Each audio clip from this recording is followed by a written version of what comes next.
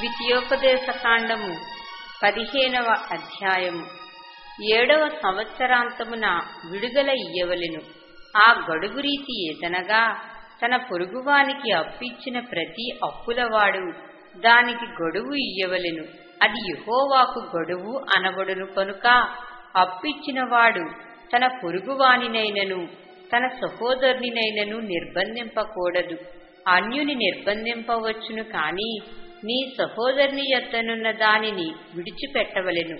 నీవు స్వాధీనపరుచుకున్నట్లు నీ దేవుడైన యెహోవా నీకు స్వాస్థ్యముగా ఇచ్చుచున్న దేశములో యెహోవా నిన్ను నిశ్చయముగా ఆశీర్వదించును. కావున నేడు నేను నీకాజ్ఞాపించుచున్న ఈ ఆజ్ఞలను అన్నిటినీ అనుసరించి నడుచుకొనుటకు నీ దేవుడైన యెహోవా మాటను జాగ్రత్తగా వినిన యెడల మీలో బేదలు ఉండనే ఉండరు.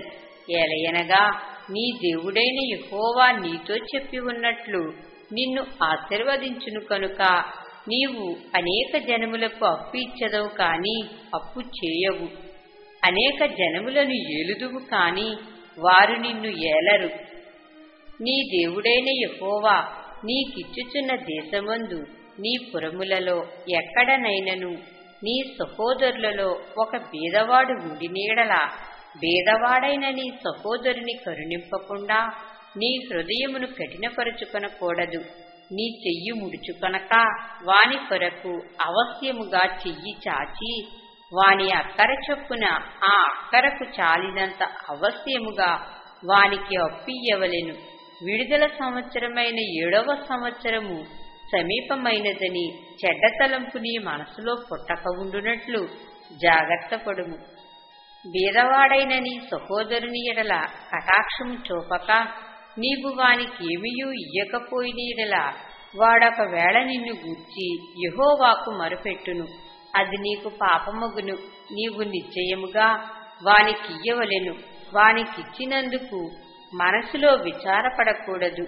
ఇందువలన నీ దేవుడైన యెహోవా నీ కార్యములన్నిటిలోనూ నీవు చేయు ప్రయత్నములన్నిటిలోనూ నిన్ను ఆశీర్వదించును. బీదలు దేశములో ఉండక మానరు. అందుచేత నేను నీ దేశములో ఉన్న నీ సహోదరులకు దీనులకును బీదలకును అవశ్యముగా నీ చెయ్యి చాపవలెనని నీకాజ్ఞాపించుచున్నాను.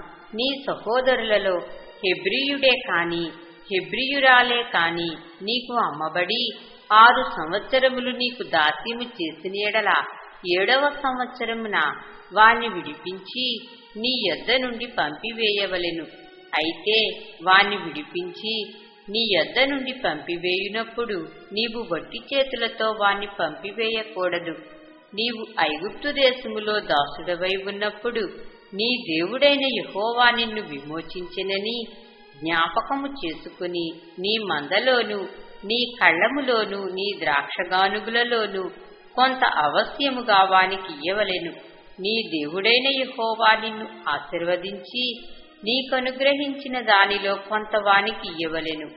ఆ హేతువు చేతను నేను ఈ సంగతి నేడు నీకాజ్ఞాపించియున్నాను. అయితే నీ యొద్ద వానికి మేలు కలిగినందున నిన్నును నీ ఇంటివారిని ప్రేమించుచున్నాను కనుక నేను నీ యొద్ద నుండి వెళ్ళిపోనని అతడు నీతో చెప్పిన యెడల నీవు కదురును పట్టుకుని తలుపులోనికి దిగునట్లుగా వాని చెవికి దానిని గుచ్చవలెను. ఆ తరువాత అతడు నిత్యము నీకు దాసుడై ఉండును. అలాగుననే నీవు నీ దాసీకిని చేయవలెను. వానిని స్వతంత్రునిగా పోనిచ్చుట కష్టమని నీవు అనుకొనకూడదు. ఏలయనగా వాడు 6 సంవత్సరములు నీకు దాస్యము చేసినందున జీతగానికి రావలసిన 2 జీతముల లాభము నీకు కలిగెను. అలాగైతే నీ దేవుడైన యెహోవా నీకు చేయు వాటన్నిటి విషయములో నిన్ను ఆశీర్వదించును. నీ గోవులలోనేమి నీ గొర్రె మేకలలోనేమి తొలిచూలు ప్రతి మగదానిని నీ దేవుడైన యెహోవాకు ప్రతిష్ఠింపవలెను. నీ కోడెలలో తొలిచూలు దానితో పనిచేయకూడదు. నీ గొర్రె మేకలలో తొలిచూలు దాని బొచ్చు కత్తిరింపకూడదు.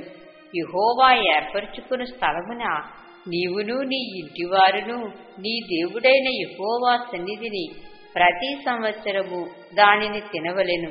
దానిలో లోపము అనగా దానికి కుంటితనమైనను గురుటితనమైనను మరి ఏ లోపమైనను ఉండిన యెడల నీ దేవుడైన యెహోవాకు దాన్ని అర్పింపకూడదు. జింకను దుప్పిని తినునట్లు నీ పురములలో పవిత్రాపవిత్రులు దాని తినవచ్చును. వాటి రక్తమును మాత్రము నీవు తినకూడదు. నీళ్లవలే భూమి మీద దాన్ని పారబోయవలెను.